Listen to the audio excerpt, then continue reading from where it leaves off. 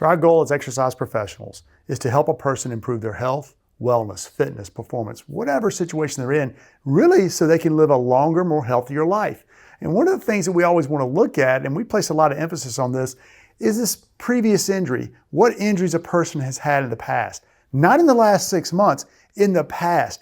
Even abdominal surgeries, those are certain things we may want to consider. So we really want to dive deep in this idea about previous injuries. Now, why is that so important? Because if a person's had a previous injury, it's going to negatively impact their mobility and or stability, which will then force that person to create another or different motor control or movement pattern. So it may alter their movement pattern, which ultimately leads to compensation.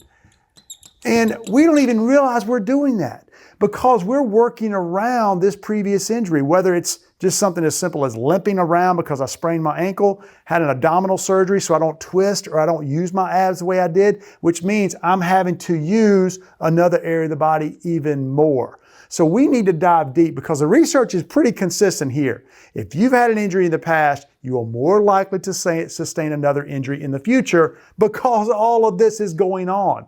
So it's not just whether you've been injured in the last few months. Go ahead and take a long history. Get them to talk about all the things that's been going on and find out what is their severity like. Have they seen a physician for this? Have they actually been released by a physical therapist or a medical professional? What is their recovery like?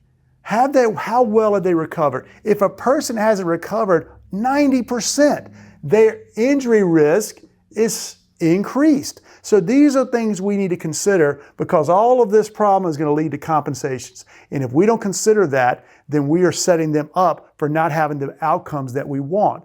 Because in our world, we want to do the movement screen. When we do the movement screen, we see problems. Well, then we want to look back and say, okay, maybe it's due to these issues. Maybe there's some underlying problems here. We may determine because they've had an ankle injury, because they had a shoulder problem, because they didn't recover the way they needed to, they've got these compensations going on.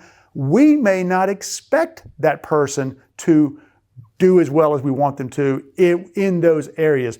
If a person's had a problem in their ankles or their hips or their shoulders due to an injury 6 years ago, 6 months ago, we shouldn't expect that person to bounce back as opposed to a person who's just compensating without an injury. So that kind of gives us or helps us frame up what's happening with the individual or even groups based off of this information. So we need to collect it, we need to consider it, but make sure you're diving a little bit deeper based off recovery, based off severity, based off whether they've been discharged or not, because we know it can lead to bigger problems down the road.